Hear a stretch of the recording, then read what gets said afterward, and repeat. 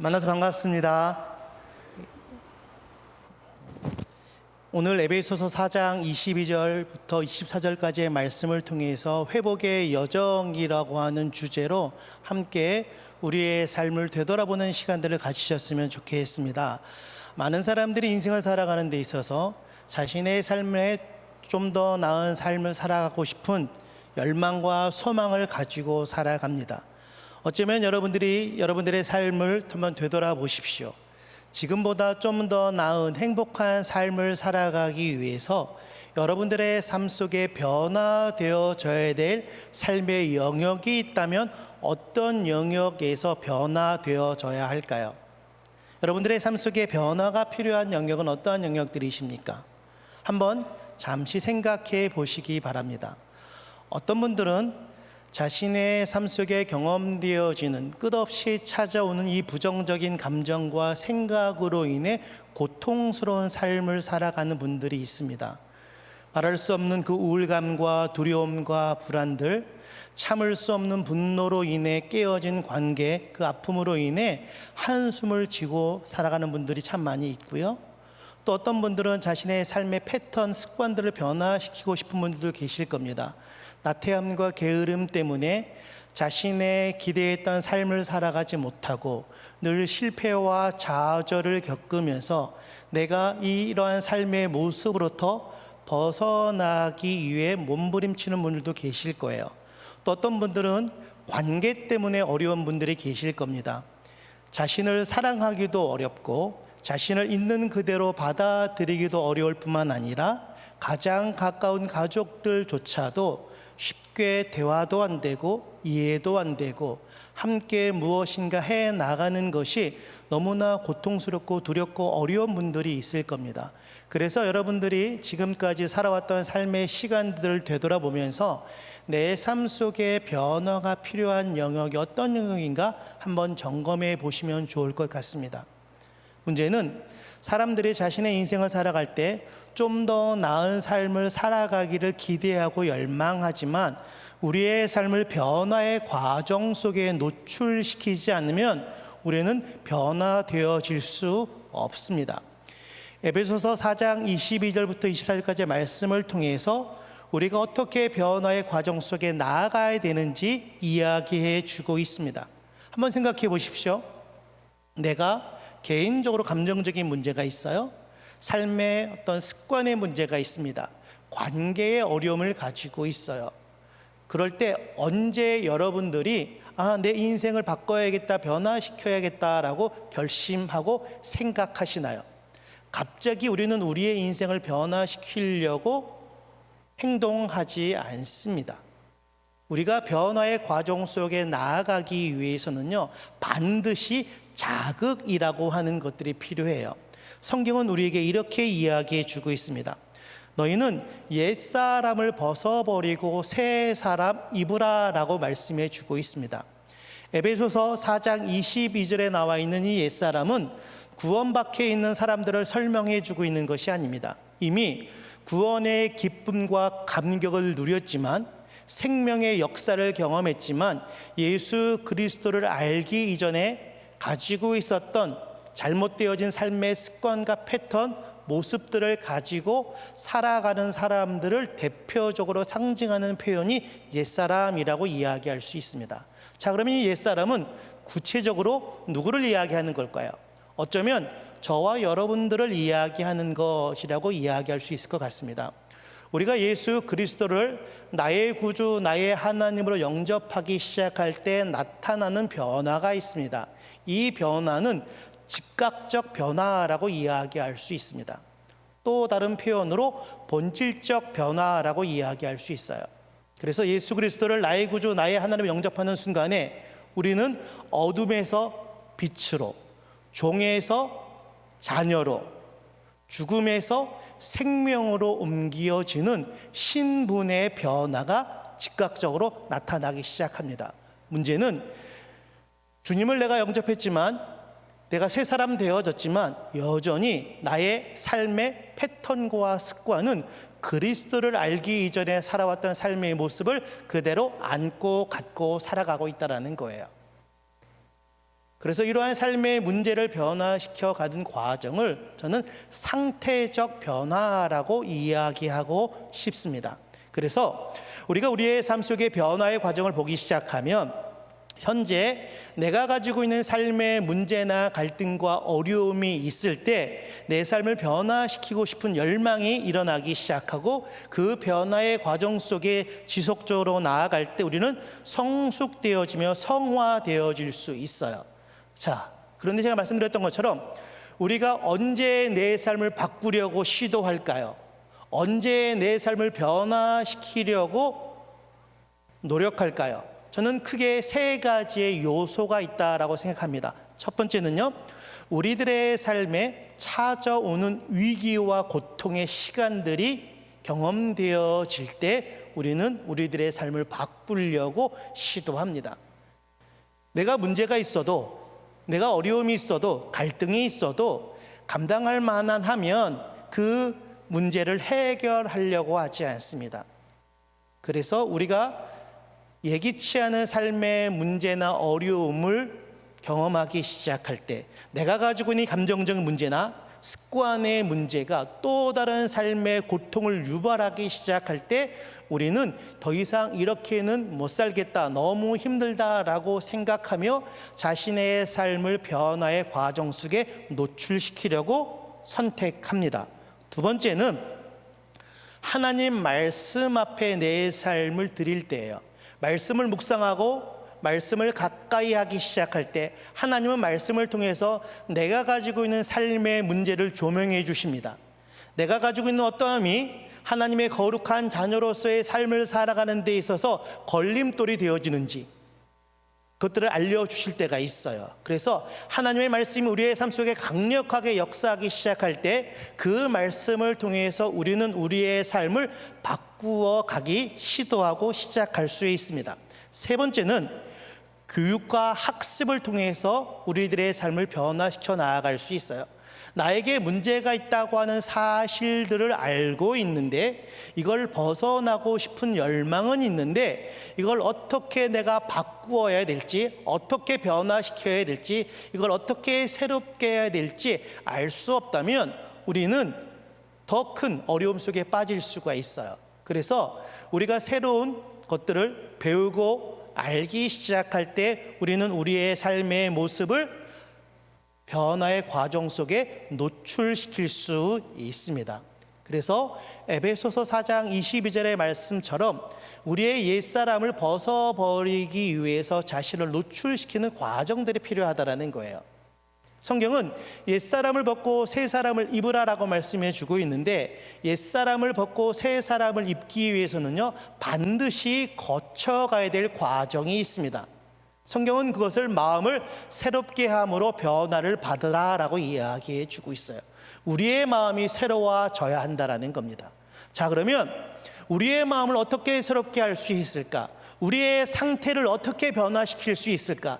내가 가지고 있는 이 문제를 어떻게 해결할 수 있을까? 그 길을 저는 이렇게 표현하고 싶습니다. 그 길은 예수 그리스도와 함께 치유와 회복의 여정을 걸어가는 거예요. 그래서 내가 가지고 있는 이 삶의 문제를 그리스도와 함께 동행함으로 풀어가는 시간들이 필요하다라고 이야기할 수 있습니다. 많은 사람들이 회복을 원하지만 회복의 여정 속에 가는 것들을 두려워하기도 하고요, 때로는 거부하기도 합니다. 그래서 우리가 회복의 여정을 걸어가기 시작할 때 옛사람을 벗어버리려고 할 때 우리 안에 가지고 있는 걸림돌이 있어요. 내가 벗어버려야 될 옛사람의 삶의 모습이 있습니다. 그걸 여러 가지로 표현할 수 있지만 오늘은 크게 두 가지의 영역으로 우리가 치유와 회복의 여정과 과정을 걸어가기 위해서 벗어버려야 될 옛사람의 모습이 무엇인가라고 이야기할 때 첫 번째는요, 우리 안에 있는 고집스러움이라고 이야기할 수 있어요. 여러분, 혹시 주변에서 고집 센 사람 본 적 있으세요? 혹시 여러분 자신이 고집 세다라는 이야기를, 평가를 혹시 들어보셨나요? 혹시 고집 센 사람 하면 어떤 사람 떠오르는 사람이 있으세요? 여러분, 고집센 사람이 가지고 있는 삶의 특징이 있죠.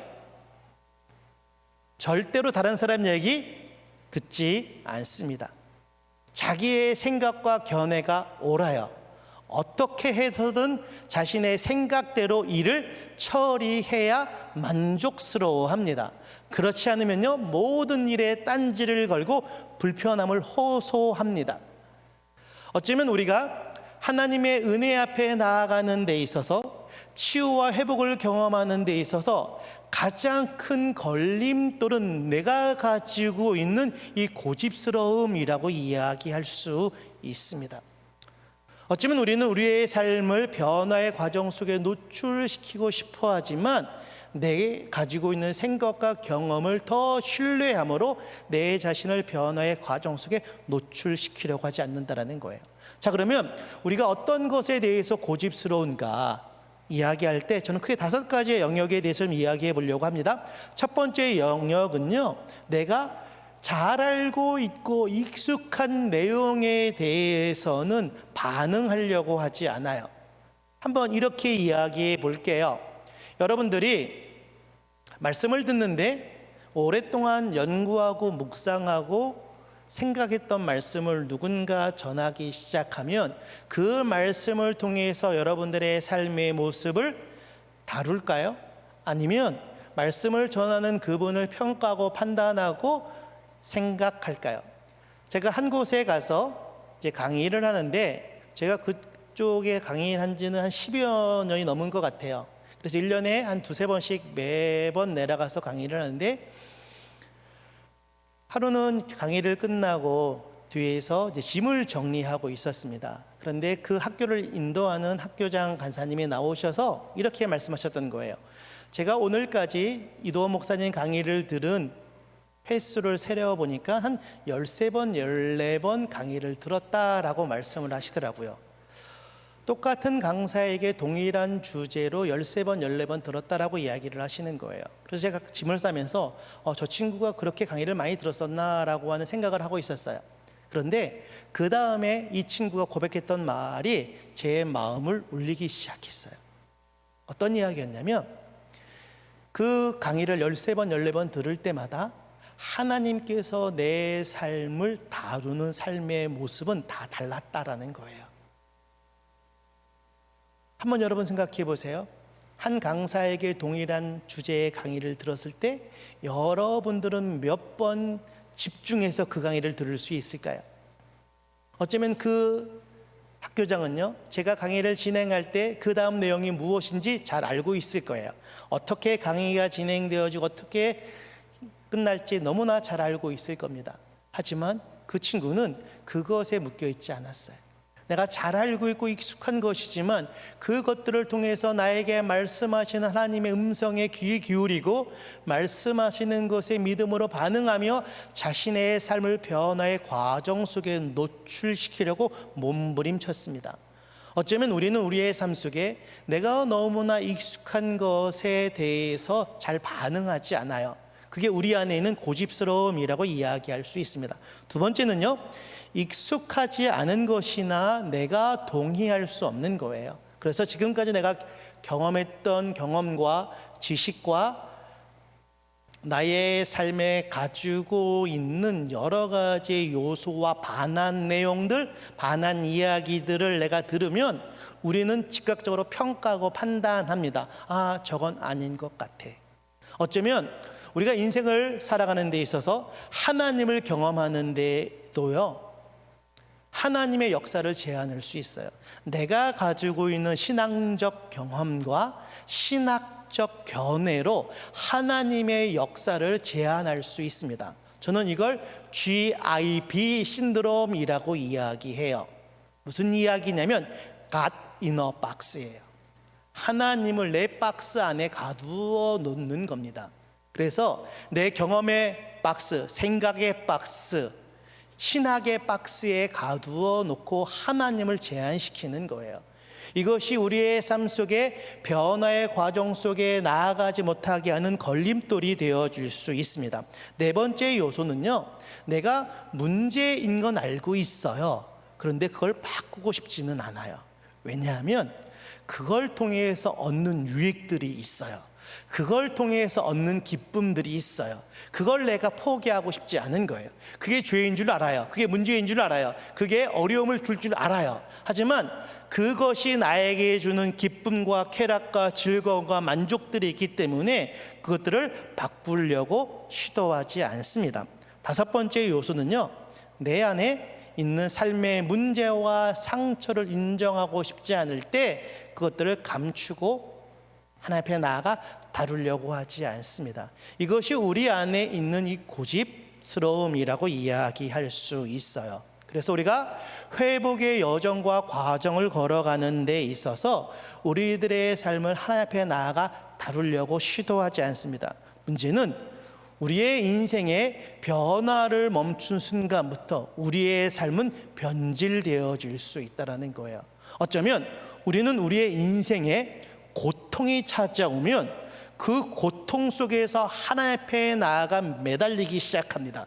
하나님의 역사를 구하고요, 하나님의 돕는 손길을 찾고요, 하나님의 은혜를 구하며 주님 앞에 나아가 자신의 삶을 변화시키려고 노력합니다.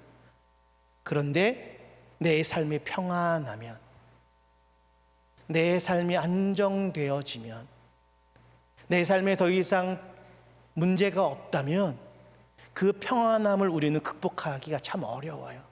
위기는 극복해서 하나님의 은혜를 구하지만 그 평안함 가운데 하나님의 은혜를 구하며 주님 앞에 나아가는 것은 참으로 어려울 수 있어요.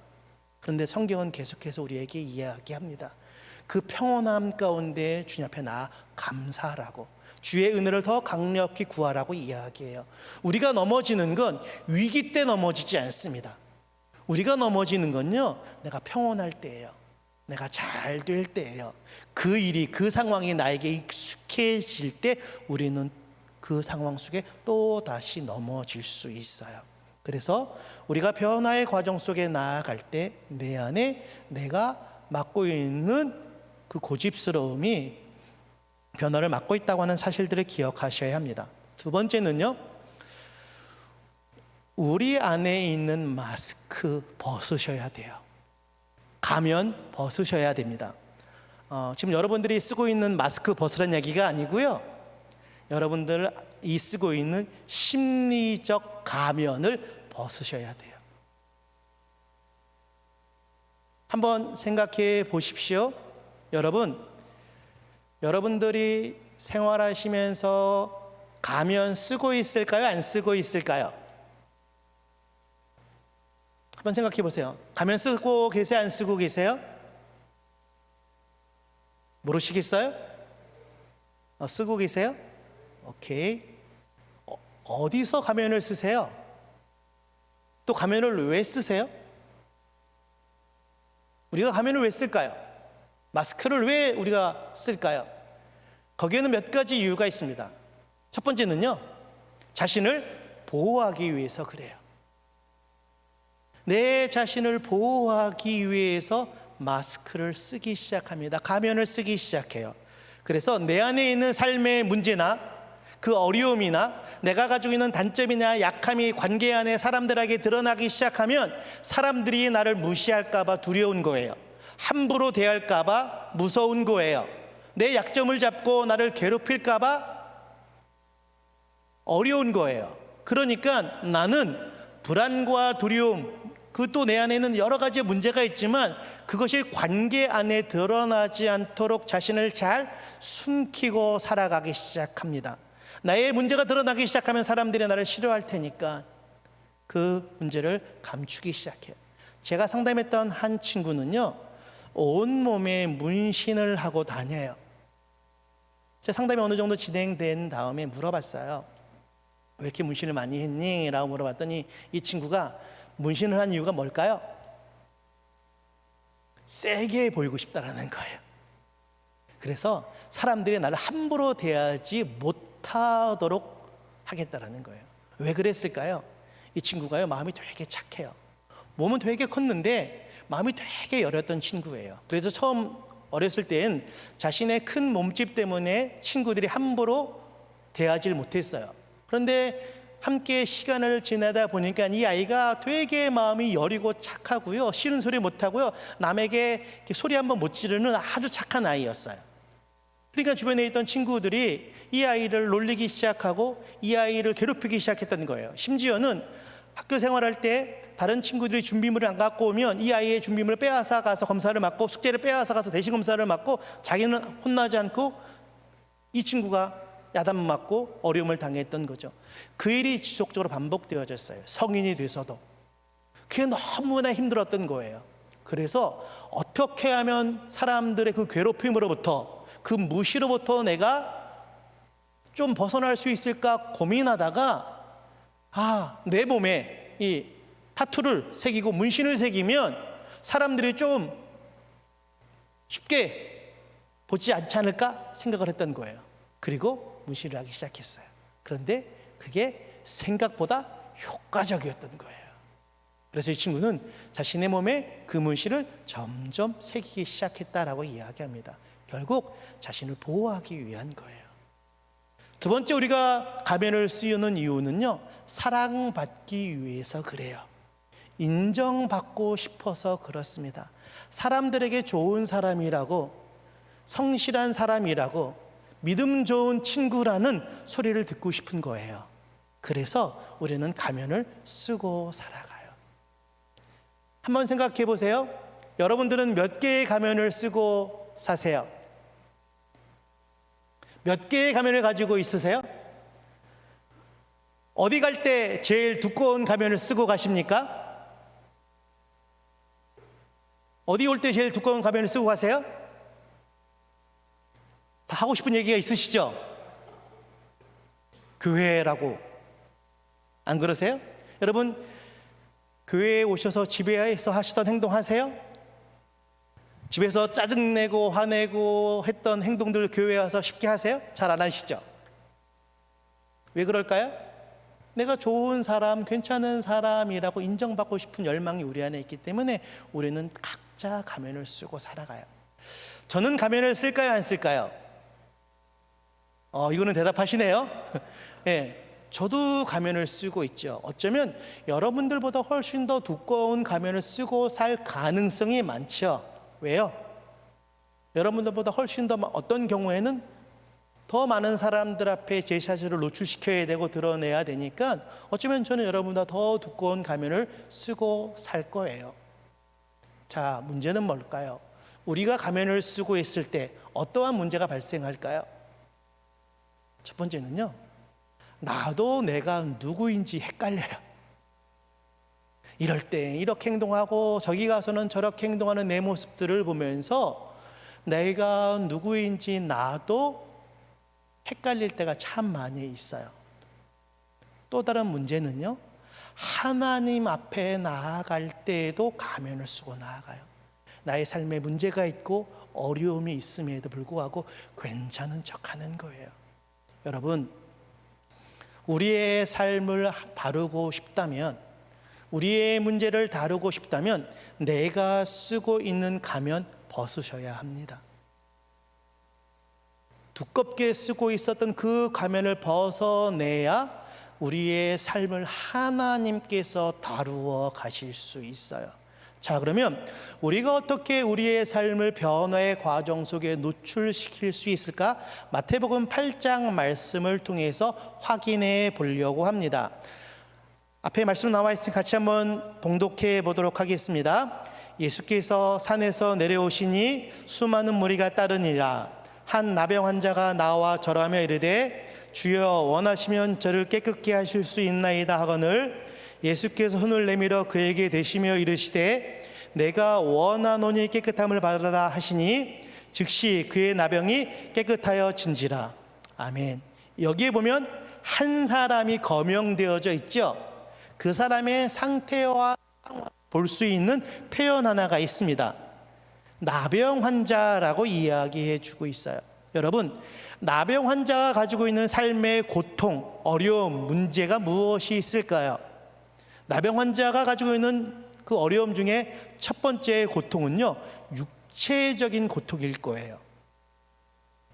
그 질병으로 인해 말할 수 없는 통증과 아픔을 날마다 경험하고 있습니다. 여러분들 혹시 부엌일 하다가 칼에 손 비워본 적 있으시죠? 사무 보시다가 그 종이에 손 비워본 적 있으시죠? 피는 나지는 않지만 되게 쓰라립잖아요. 그 작은 성체에 내 온 신경이 몰려 있는데, 이 나병 환자가 갖는 육체적인 질병의 고통은요, 우리가 일상생활 속에서 겪는 크고 작은 상처의 아픔과 비교할 수 없는 고통이에요. 살이 썩고요, 뼈가 녹는 고통을 경험하고 있어요. 그것도 끊이지 않게 매일매일 반복해서 그 아픔과 고통을 겪고 있습니다. 한번 여러분 생각해 보세요. 여러분들의 삶 속에 이러한 삶의 고통이 매일 경험되어지고 있다면 어떨까? 만약에 이 나병 환자가 그렇게 하루 종일 이 신체적 고통, 육체적 고통에 신음하며 아파하며 잠자리에 들 때 무슨 생각할까요? 차라리 내일 눈 뜨지 않았으면 좋겠다.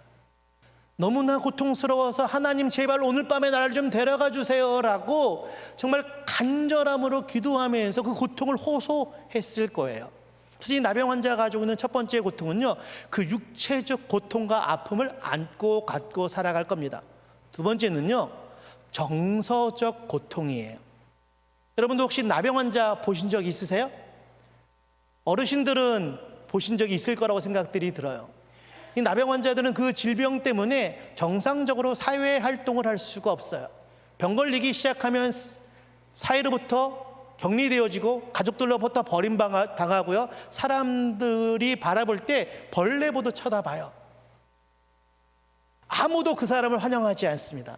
아무도 그 사람이 가까이 오는 걸 좋아하지 않아요. 그 사람이 다가오기 시작하면 슬금슬금 사람들이 도망치고 피하고 떠나가기 시작합니다. 여러분, 혹시 관계하면서 주변에 있는 사람들이 나를 바라보는 눈빛이 벌레 보는 것처럼 쳐다보는 그 눈빛 경험해 본 적 있으세요? 내가 다가가는데 뒷걸음치며 관계를 불편하며 떠나가는 그런 삶의 경험들이 있으십니까? 어쩌면 이 나병 환자는요, 자신이 겪고 있던 육체적인 고통보다 더 큰 고통은 이 정서적 고통일 거예요. 사람들이 환영하지 않고, 사람들이 거부하고, 사람들이 자신의 삶을 떠나가고 버림받는 그 고통 속에 이 나병 환자는 살아가고 있어요. 이것이 이 나병 환자에게 말할 수 없는 어려움이었을 겁니다. 세 번째는요, 우리는 종종 그렇게 이야기합니다. 사방 우겨쌈 당하면 어디 바라보라고요? 하늘 바라보라고 이야기하죠. 이스라엘 백성들에게 나병은 어떠한 질병이에요? 하나님의 심판이고 하나님의 저주예요. 그래서 건강한 사람이 나병 걸리면 사람들은 이렇게 생각했습니다. 아, 저 사람 괜찮은 사람인 줄 알았는데 우리 모르게 뒤에서 하나님에게 범죄해서 하나님이 저 사람을 심판하는 거야 라는 거예요. 그러면 이 사람은 하나님 앞에 나아갈 수도 없어요. 하나님 앞에 나아갈 수도 없는 거예요. 가장 큰 고통은 바로 이 영적 고통이에요. 제가 상담실에 상담을 할 때 사람들이 호소하는 어려움 중에 가장 큰 어려움 몇 가지가 있어요. 그 중에 한 가지가 이거예요. 나는 너무나 힘든데, 나는 너무나 괴로운데, 나는 너무나 힘들고 아픈데 도움 요청할 사람이 없다라는 거예요. 찾아가서 하소연할 사람이 없다라는 거예요. 내 이야기를 들어줄 사람이 없다라는 거예요. 그래서 내가 가지고 있는 이 문제도 너무나 힘들지만 도움받을 통로와 방법이 없다라는 게, 하소연할 대상이 없다라는 게 더 큰 아픔이 되어지는 거예요. 어쩌면 이 나병 환자는 자신의 삶의 그 고통 속에 있었지만 하나님에게도 찾아갈 수 없는 이 영적인 고통 속에 놓여 있었습니다. 자, 그러면 이 나병 환자가 어떻게 치유되어질 수 있었나? 어떻게 회복의 여정을 걸어가서 자신의 그 삶의 그 고통으로부터 벗어날 수 있었나? 성경은 이렇게 이야기해 주고 있어요. 2절 같이 보시면 이렇게 이야기합니다. 이 나병 환자가 예수님을 만났어요. 그리고 고백합니다. 주님, 원하시면 저를 깨끗게 하실 수 있습니다. 여러분, 이 표현 보시면서 어떠세요? 저는 이 본문을 읽으면서 왜 나병 환자가 이렇게 고백했지? 주님 원하시면 저를 깨끗게 하실 수 있습니다 라고 고백했어요. 만약에 제가 나병 환자였다면 어떻게 고백했을까? 너무 신사적으로 고백하고 있는 것처럼 보이는 거예요. 너무 점잖게 고백하고 있어요. 그 삶의 고통의 어려움의 위기에 날마다 죽을 것 같은 그 고통 속에 있는 이 사람이 너무나 신사적으로 고백하고 있는 거예요. 저는 그래서 고민하기 시작했어요. 왜 이렇게 고백했을까? 나 같으면 살려달라고 땡깡을 피우고, 아니 그 예수님이 가는 그 길 모퉁이에 들어넣어가지고 살리든지 죽이든지 당신 마음대로 하라고, 나 뭐 고치지 않으면 못 떠나간다고 바지가랑이 잡고서 정말 간절히 부탁해도 모자를 파네. 너무나 신사적으로 고백하는 이 문장을 보면서 되게 의아해했어요. 그러면서 제가 찾은 결론이 있습니다. 모든 질병에는요 전조 증상이라고 하는 것이 있어요. 갑자기 병이 심해지지가 않아요. 뜨문뜨문 병이 심해지기 전에 전조 증상들이 드러나기 시작합니다. 나병 환자의 전조 증상은 멍이 들거나 피부가 달아오르거나 상처가 나면 쉽게 아물지 않고 썩어 들어가는 증상들이 있었겠죠. 그래서 이 나병 환자가 병이 처음 발병되어졌을 때 그 증상들을 보고 의사를 찾아갔을 거예요. 그런데 의사가 이야기하길 나병 초기인 것 같대요. 빨리 치료받아야 된다라고 이야기해요. 이걸 방치하면 더 크게 돼서 사람들이 알게 되고 문제가 생길 수 있으니 빨리 치료하라고 이야기했을 겁니다. 이스라엘 백성들의 나병이라고 하는 건요, 종교적으로, 문화적으로, 전통적으로, 관습적으로 어떠한 삶의 결과를 경험하는지 너무나 잘 알고 있어요. 그래서 이 나병 환자는 그 병이 발병되어졌을 때 그 병을 치료하려고 온갖 수단 방법 가리지 않고 최선을 다해서 노력했을 거예요. 자기가 가지고 있는 재정 다 쓰더라도 그 병으로부터 치유받고 싶었을 거예요. 그런데 문제는 뭐였을까요? 치료를 열심히 받았지만, 그 질병으로부터 벗어나려고 열심히 노력했지만 병이 더 악화되기 시작한 거예요. 나아지지 않은 거예요. 그때 이 나병 환자가 깨달았던 건 뭘까요? 내가 나의 삶의 문제를 해결하려고 나의 방법으로, 나의 힘으로, 내 모습으로, 내 능력으로 해결하려고 발버둥 치면 칠수록 그 문제는 더 어려워졌어요. 일이 꼬이기 시작했어요. 문제가 더 악화되어지기 시작했습니다. 이때 이 나병 환자는 무엇을 깨달았을까요? 나에게 문제가 있는데, 나에게 어려움이 있는데, 내가 해결해야 될 숙제가 있는데, 그 해결해야 될 문제, 이 삶의 고통은 내 힘으로는 더 이상 해결할 방법이 없다라는 거예요. 여러분, 우리의 인생의 여정 속에 우리가 겪는 삶의 그 어려움으로부터 벗어나기 위해서, 내가 가지고 있는 이 삶의 문제로부터 벗어나기 위해서 첫 번째 해야 될 일은요, 자기 자각, 자기 인식이에요. 나에게 문제가 있다라고 하는 사실들을 깨닫는 거예요. 두 번째는요, 나에게 문제가 있는데 그 문제를 해결할 힘이 나에게 없다라고 하는 사실을 인정하셔야 돼요. 다른 말로 이야기하면 자신의 무기력함을 인정하셔야 돼요. 그래서 자기 인식, 자기 자각 다음에 그 다음 내 문제를 해결하기 위해서 깨닫는 건 자기 한계예요. 내 자신의 한계를 인정하지 않고 그 문제를 스스로 해결하려고 발버둥 치면 칠수록 우리의 삶 속에 하나님의 역사는 더디 임할 수밖에 없어요. 여러분들의 삶 속에 하나님의 역사를 보고 싶다면 내가 가지고 있는 삶의 문제를 인정할 뿐만 아니라 그 문제를 해결할 힘이 나에게 없다라고 인정하기 시작할 때 비로소 여러분들의 삶 속에 하나님께서 일하실 때가 된 겁니다. 여러분, 내가 얼마나 나약하고 얼마나 무기력한지 인정하십시오. 정말 죽기보다 싫은 일이겠지만 나에게 문제가 있다고 하는 사실들을 인정하셔야 돼요. 그리고 그 문제를 내가 해결할 힘이 하나도 없다고 하는 사실들을 인정하기 시작할 때 하나님께서 나의 삶에 손대어 주기 시작하십니다.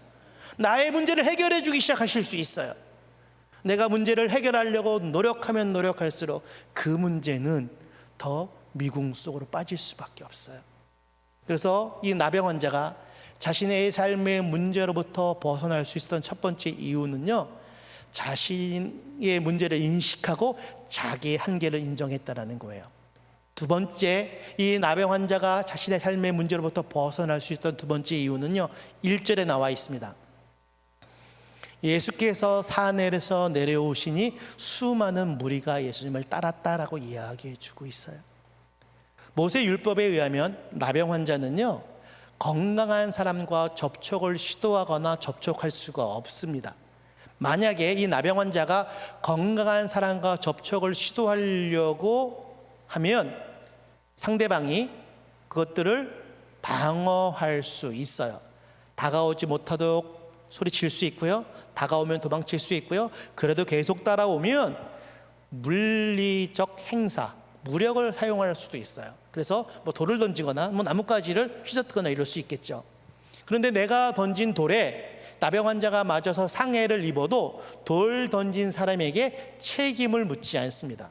자신을 방어하기 위한 정당 수단이었다고 인정해 주기 때문에 그래요. 자, 그럼 한번 생각해 보세요. 나병 환자가 예수를 만나러 갈 때 언제 만나러 가야 될까요?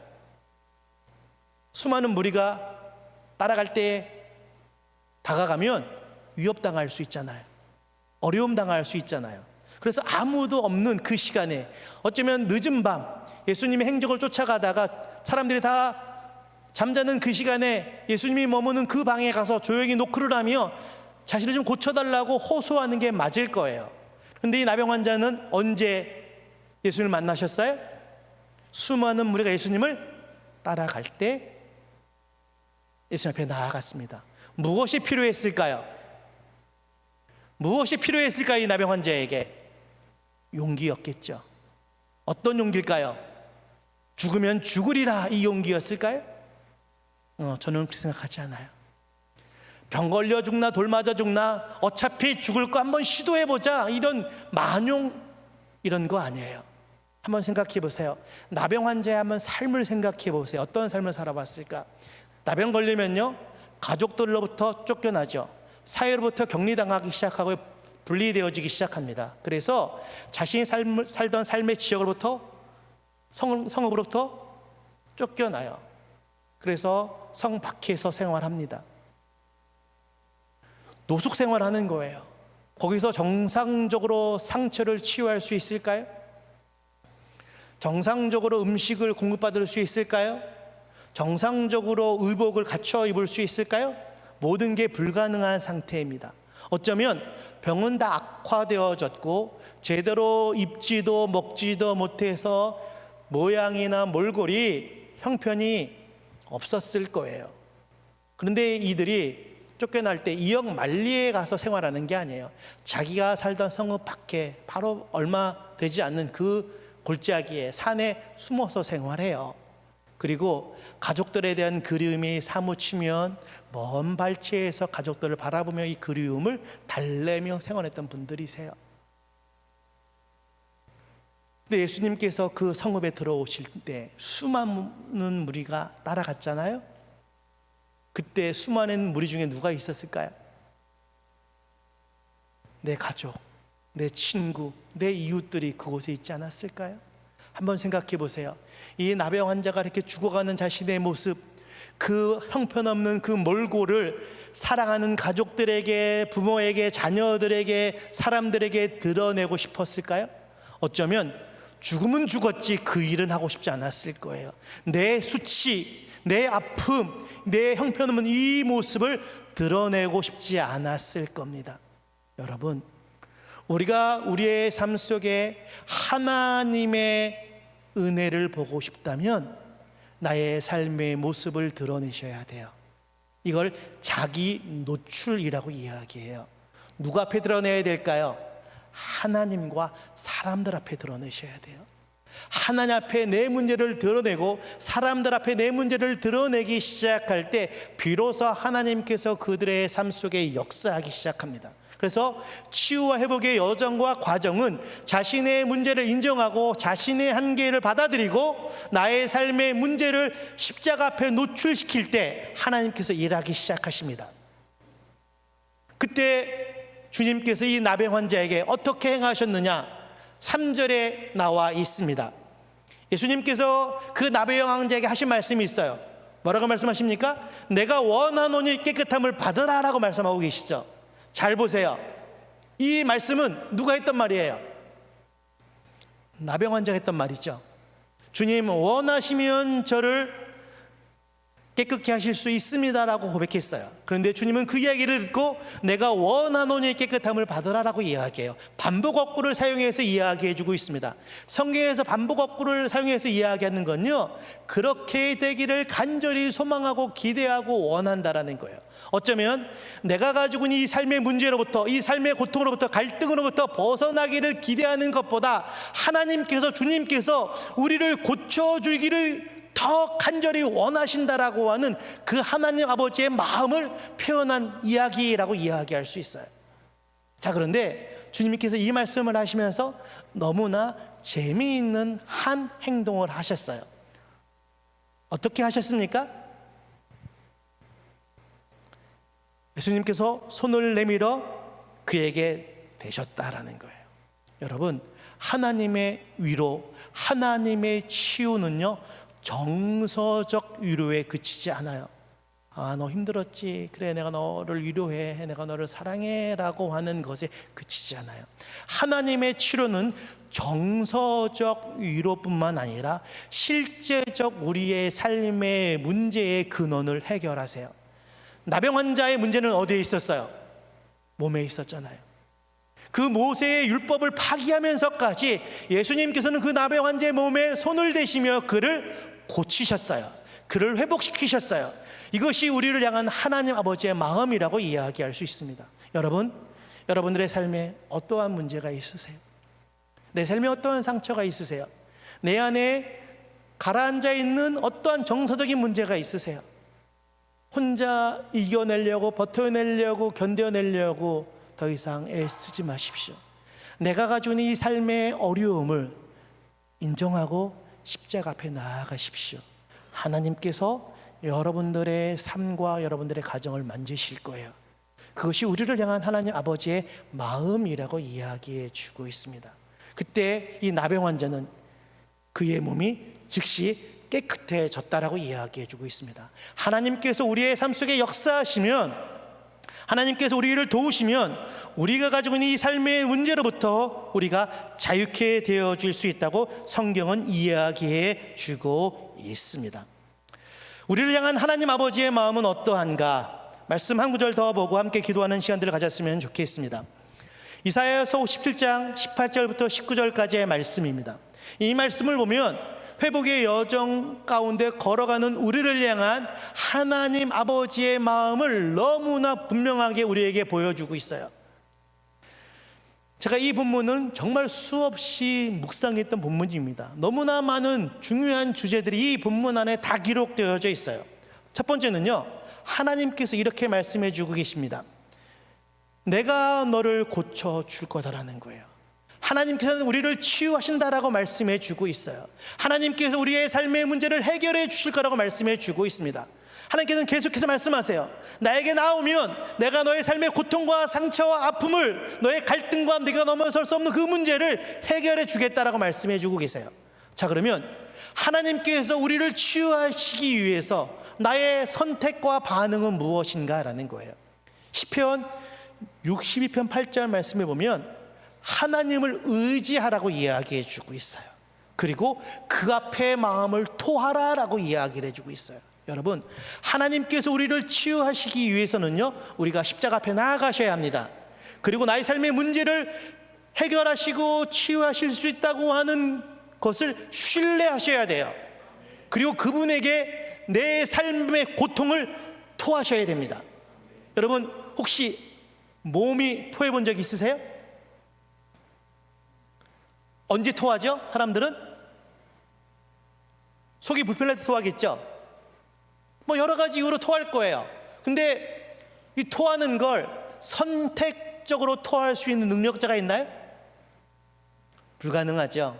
토할 때는요, 내가 선택할 수가 없어요. 내 안에 불편한 것들이 다 쏟아져 나옵니다. 여러분들이 토한 거 보면 또 어때요? 더럽죠? 또 토할 것 같죠? 그거 보면서. 그런데 여러분, 하나님 앞에 나아가서 여러분들의 마음을 고백할 때는 어떠세요?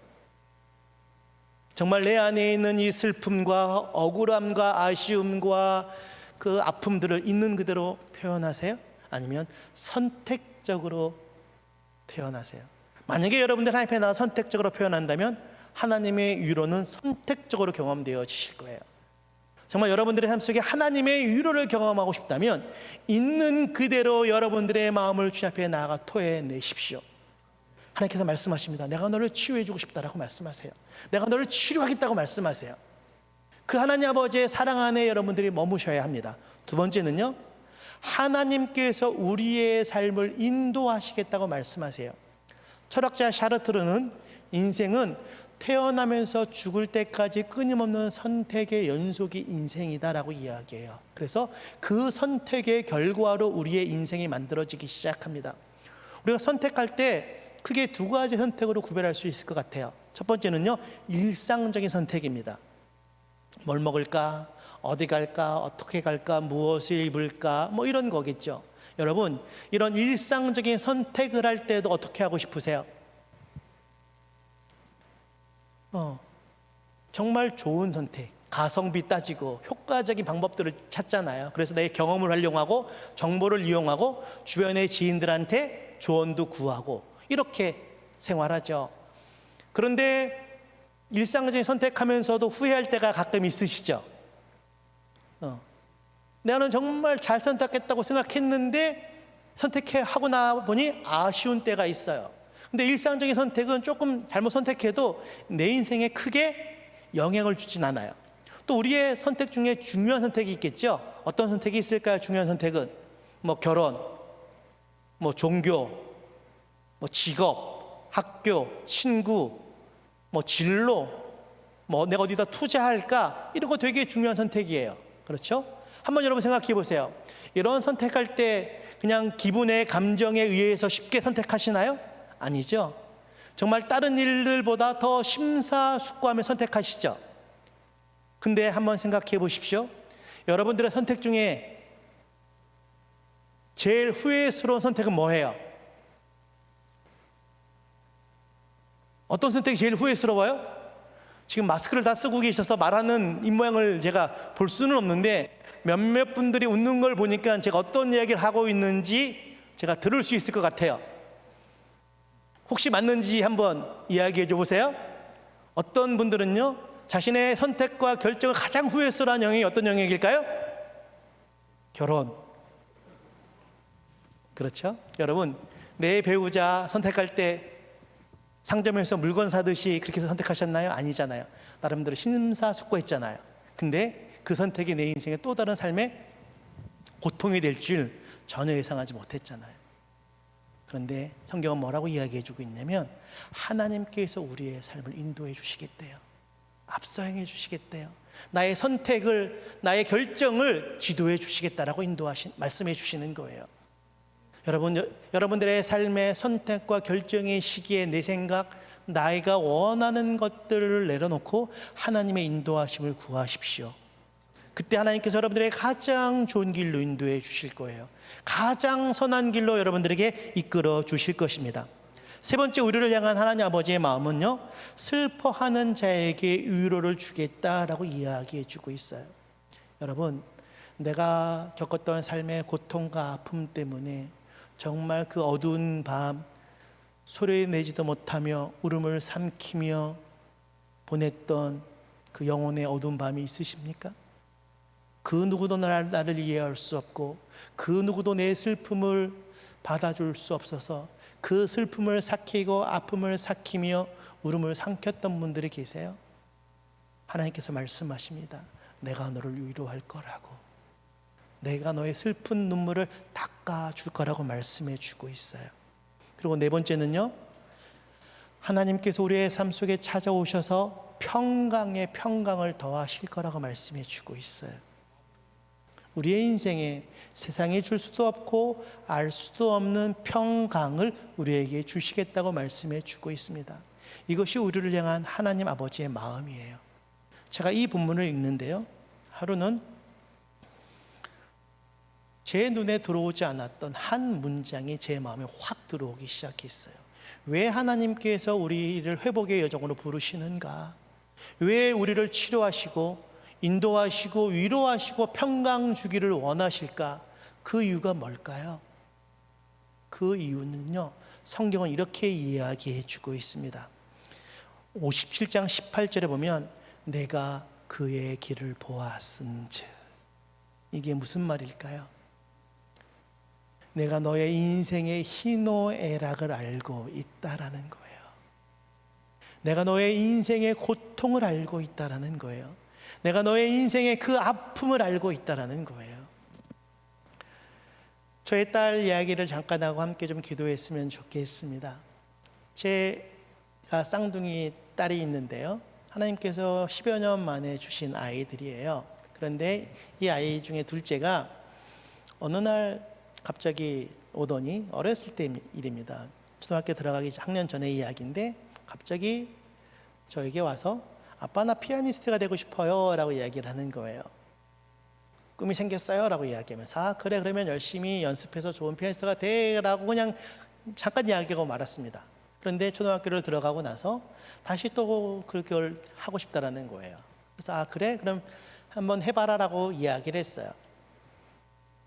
근데 이 아이가 왜 피아니스트가 되고 싶어 했는가 나중에 알아보니까, 이 아이가 다녔던 피아노 학원이 영유아만 가르치는 피아노 학원이 아니고요, 입시생들을 가르치는 학원이었어요. 예중, 예고, 예대 가는 친구들이 다니는 학원이었고, 또 예대 다니면서도 와서 레슨 받는 학원이었어요. 그런데 그 언니 오빠들이 콩쿨 대회에 나가서 상을 받아오는 거예요. 트로피를 받아오는 거예요. 금빛 찬란한 트로피를 받아오는데, 이 꼬마 어린 여자아이가 그게 너무 좋아 보였던 모양이에요.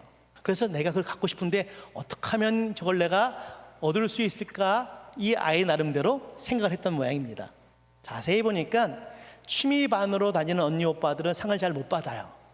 그래서 전공하고 콩쿨반에 들어가면 전공하겠다고 하는 아이들은 오랜 시간 연습하니까 상을 잘 받아오는 거예요. 그러니까 이 아이는 피아니스트가 되고 싶다고 했던 첫 번째 동기가 그 상을, 트로피를 받고 싶어서였어요. 그래도 어쨌든 뭐 본인이 하겠다고 해서 시켰는데, 학원에 한번 전화해서 물어봤습니다. 이 아이가 그렇게 하고 싶어 하는데 가능성이 있냐라고 물어봤더니 뭐 둘 다 시키라고, 둘 다 잘한다고 하는 거예요. 근데 그 얘기를 듣는 순간 정말 잘해서 그럴까? 아니면 영업 멘트일까? 약간 고민하긴 했지만 뭐 못한다고 하는 것보다는 근데 그래도 괜찮으니까 시켰어요. 뭐 첫째는 자기는 안 하겠다고 하고 둘째를 시켰습니다. 근데 둘째가 콩쿨 대회에 나가서 예상대로 상을 너무 잘 받는 거예요. 자기 예상했던 만큼 상을 너무너무 잘 받았어요. 그리고 나서 얘가 지역대회도 나가 상을 계속해서 잘 받아오니까 학원에서 욕심이 났는지 전국대회에 내보냈습니다. 그래서 3위를 했어요. 또 메이저 대회를 내보냈어요. 한 9개월, 10개월 연습시킨 것 같아요. 초등학교 3, 4학년 때 정말 오랜 시간 연습을 해서 전국 안에 있는 메이저 대회에 나갔는데, 그 지역 콩쿨 대회나 할 때에는 연주하는 아이가 이 강당에서 연주하면 모든 사람들이 강당에서 같이 그 연주를 볼 수 있었어요. 근데 전국 대회는요, 아무도 못 들어오게 하고 그 아이만 혼자 들어가게 하고 채점하시는 교수님들 한 10대분이 앉아 계신 거예요. 그리고 이 연주하는 실황을 옆에 있는 강당에 모니터로 연결해서 보여주는 장면이 있었습니다. 제 아이 차례가 됐어요. 너무나 잘 치고 있었습니다. 제 아이가 치는 모습들을 보고 같이 있었던, 그 모니터를 보던 많은 사람들이 쟤 몇 학년이냐고, 왜 이렇게 잘 치냐고 칭찬하기 시작했습니다. 옆에서 제가 그 소리를 듣고 있었죠. 기분이 어땠을까요? 너무 좋았어요. 그런데 한참 연주를 하는데 갑자기 화면이 딱 멈춘 거예요. 송출이 안 되는 거예요. 그래서 저는 뭐 선에 문제가 있어서, 방송에 문제가 있어서 좀 이렇게 고장 났나 보다, 송출이 안 되나 보다 생각을 하고 있었는데, 화면을 자세히 보니까 방송 송출이 안 되는 게 아니라 이 아이가 건반을 못 치는 거예요. 갑자기 느닷없이 얼음처럼 딱 얼어버린 거예요. 몸은 떨리는 게 보이는데 건반을 치지 못하는 거예요. 아까 잘 친다라고 이야기했던 그 분들이 저 왜 이래, 큰일 났다, 어떡해 라고 막 우려와 걱정 어린 말들을 하기 시작했어요. 저 역시 되게 당혹스러웠고 되게 불편했죠. 1초, 2초가 지나는데 그 장면이 계속 진행되어지는 겁니다. 심사위원이 좀 종을 쳤으면 좋겠는데 종도 안 치고 그 불편한 상황이 진행되어지는 거예요. 그리고 이 아이가 또 몇 초간이 흐른 다음에 다시 연주를 하기 시작했어요. 그걸 다 연주하고 일어나서 인사를 하는데 눈에 눈물이 그렁그렁한 거예요. 그리고 뒤돌아서 나오는데 눈물 흘리는 장면이 화면에 클로즈업 돼서 보이기 시작했습니다. 제가 그 아이를 데리러 갔어요. 그 아이는 밑에서 올라오고 있었고 저는 내려가고 있었습니다. 그 아이가 저랑 눈을 마주쳤어요. 첫 번째 했던 말이 무엇이었을까요? 어떤 말을 저한테 했을까요? 저를 보자마자, 저와 눈을 마주치자마자 어떤 이야기를 했을까요? 이제 나 피아노 안 쳐, 나는 끝났어, 나 재미없어, 이제 그만둘 거야 라고 이야기했을까요? 아빠 망했어 라고 이야기했을까요? 아니요. 저한테 딱 한마디 했어요. 딱 한마디 했어요.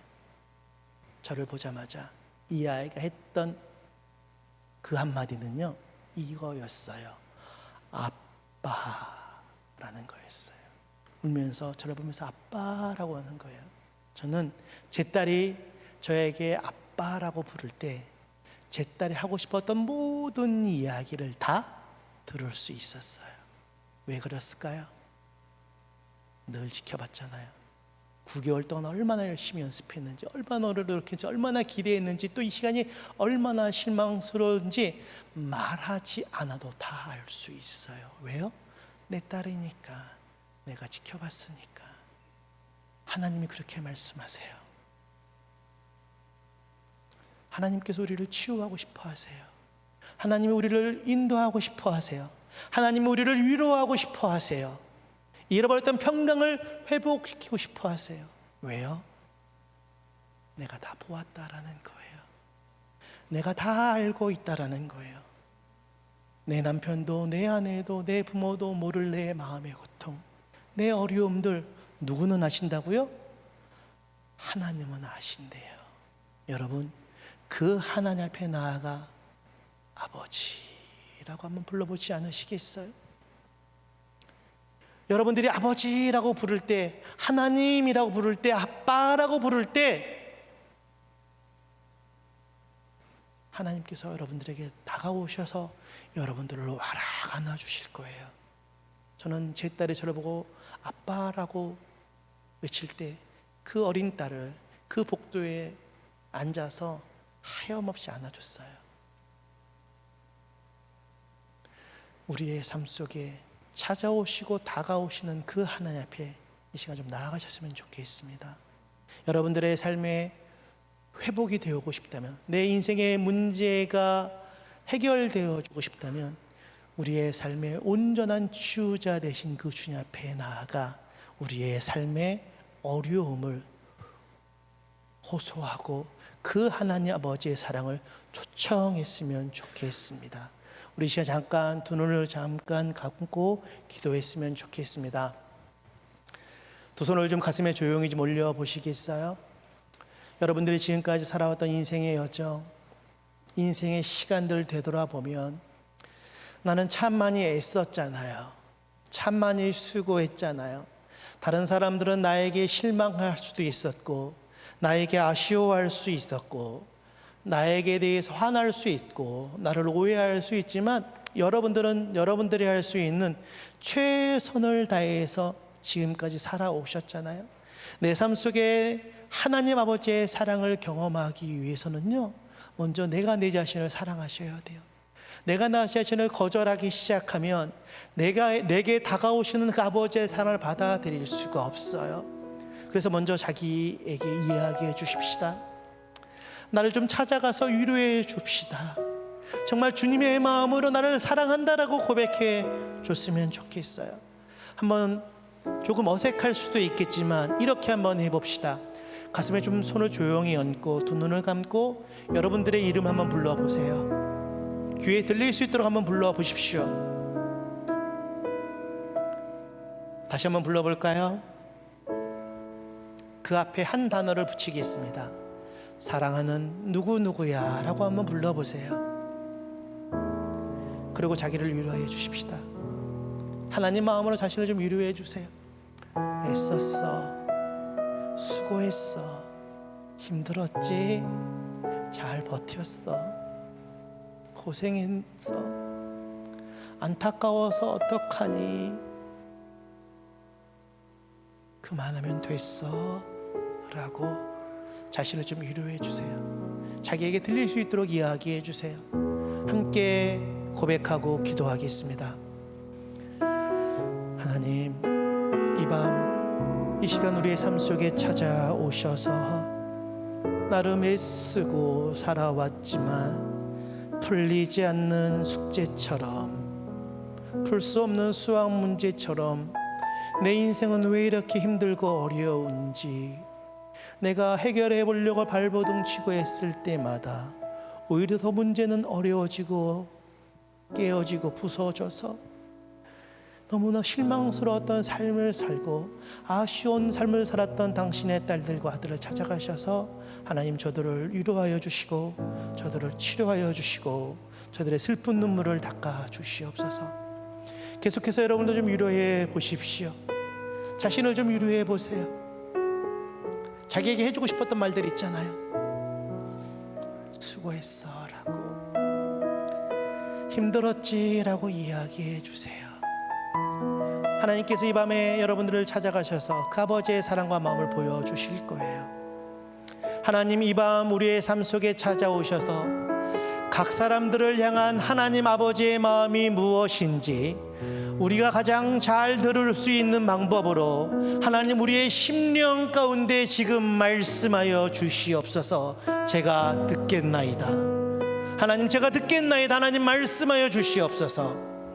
조금 전에 내가 내 이름을 불렀다면 이제 가슴에 두 손을 조용히 올려놓으시고 하나님 아버지의 마음으로 자신의 이름 한번 불러보세요. 주님의 마음으로 사랑하는 누구누구야 라고 한번 불러보세요. 한번 불러보겠습니다. 사랑하는 도나. 그리고 하나님께 주셨던 마음을 여러분들에게 선포해 주세요. 믿음으로 고백해 주세요. 내가 너에게 단 한 번도 실망한 적이 없어. 그만하면 됐어. 고맙다고, 수고했다고, 죽지 않고 살아있어서 고맙다고, 포기하지 않고 버텨줘서 고맙다고 주께서 말씀하십니다. 그 말씀을 믿음으로 받아들이시고 선포해 주세요.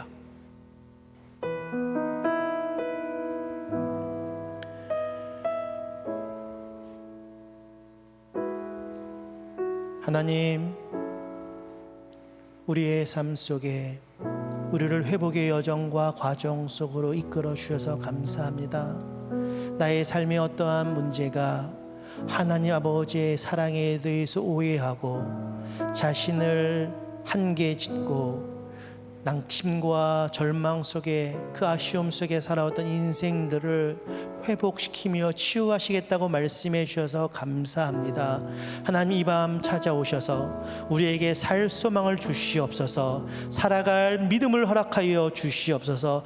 내 인생의 문제를 벗어나서 하나님을 의지하며 나의 이 삶의 고통으로부터, 어려움으로부터 자유케 되어지는 놀라운 일들을 볼 수 있도록 하나님 축복하여 주시옵소서.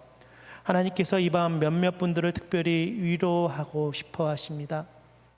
여러분들의 삶 속에 나의 삶의 환경이, 나의 삶의 고통이, 내 문제가 너무나 어려워서 포기하고 싶었던 분, 도망치고 싶었던 분, 벗어나고 싶었던 분, 죽음을 생각하고 죽기를 시도했던 분들이 있다면 하나님께서 그분을 위로하고 싶어 하세요.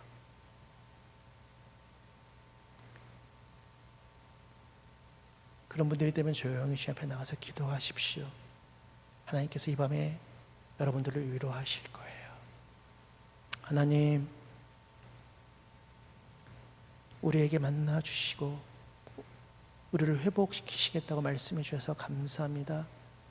그 어려운 상황을 포기하지 않고 그 고통을 버텨주고 견뎌서 고맙다고, 사랑하는 내 딸, 사랑하는 내 아들, 죽음을 선택하지 않고 생명을 선택해서 고맙다고 말씀해 주셔서 감사합니다. 하나님의 그 생명의 역사가 날마다 우리의 삶 속에 새롭게 경험되어질 수 있도록 축복하여 주시옵소서. 감사드립니다. 예수님의 이름으로 기도드립니다. 아멘.